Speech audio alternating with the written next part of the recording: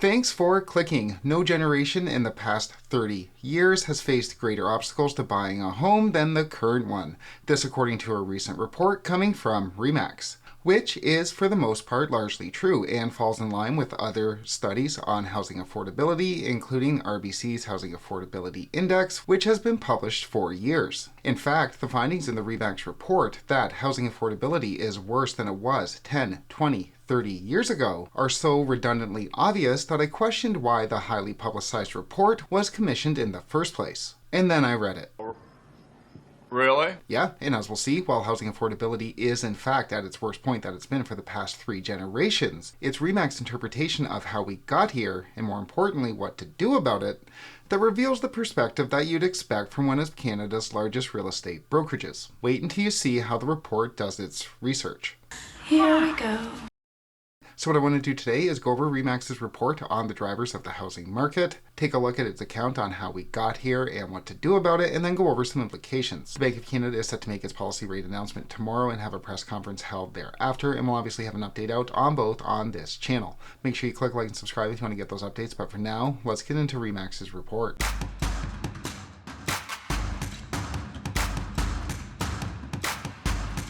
On to the ReMax report, which, as mentioned, made its way throughout the media, finding that no generation has faced a bigger challenge getting into the housing market than the current one for the past 30 years. Yeah, the report, which says that the current generation of home buyers faces the most formidable headwinds yet, went over the markets in Canada's biggest cities from 1994 to 04 to 14 to 24 to see how much home prices have appreciated. It found 430% appreciation in Toronto, 460% in Halifax, 370% in Ottawa.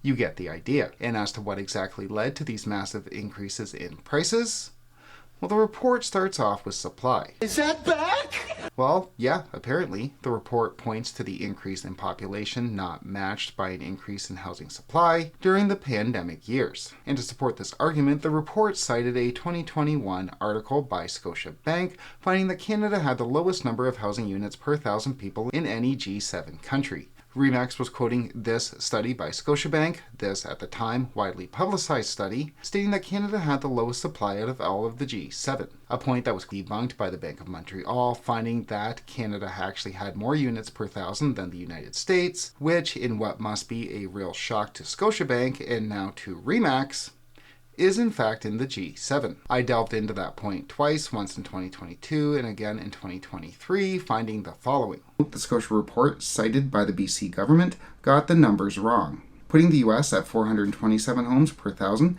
and Canada at 424. The actual numbers cited by the federal government in the 2022 budget put Canada at 427 and the US at 425. So Canada is not any worse off than the US. In fact, we're better off than the US, which in fact is part of the G7. So Scotiabank gets the supply argument wrong, BMO gets it right, it was nonsense on its face, ReMax runs with it, and the media buys it hook, line, and sinker. You're safe with me.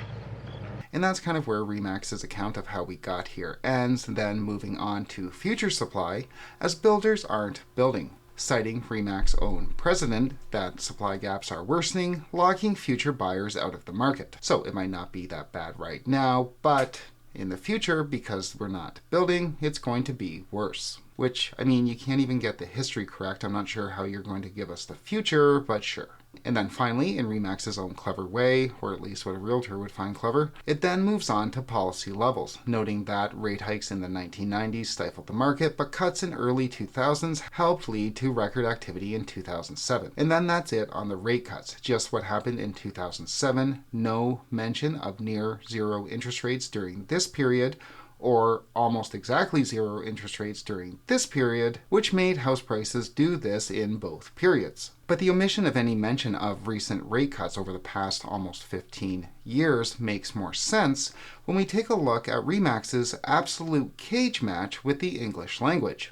Noting few would argue that the many policy levers in recent history were designed as mechanisms of constraint to various ends. As far as I can tell, ReMax is trying to make the point that the stress test introduced in 2016 and then again in 2018 and amended a bit later, though that one wasn't mentioned, were intended to constrain price growth. That's what you publish in print for people to read? Anyone would have done that. So, according to ReMax's account, housing affordability is just about the worst that it's been over the past 30 years as supply was low in 2021, a point that it does not prove, as we had just about the same supply as the US, but much higher price growth during that period. It doesn't really mention the interest rate cuts that we saw over the past 15 years and instead blames OSFI for stifling affordability vis-a-vis the stress test which the Bank of Canada has credited with limiting mortgage delinquencies in the post-pandemic era. So then, what is to be done to help homebuyers get into the market, reverse this 3-generational trend? Well, first and foremost, ReMax wants to remove the stress test. They also want to allow first-time homebuyers to take more money out of their RRSPs and have longer amortizations for first-time home buyers. You're going to get yours back. You're going to get back first. Okay?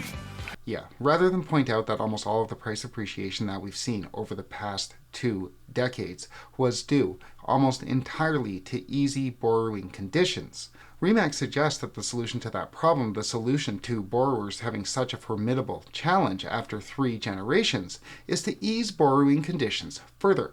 When the government just recently eased borrowing conditions, extending amortizations for first-time homebuyers up to 30 years.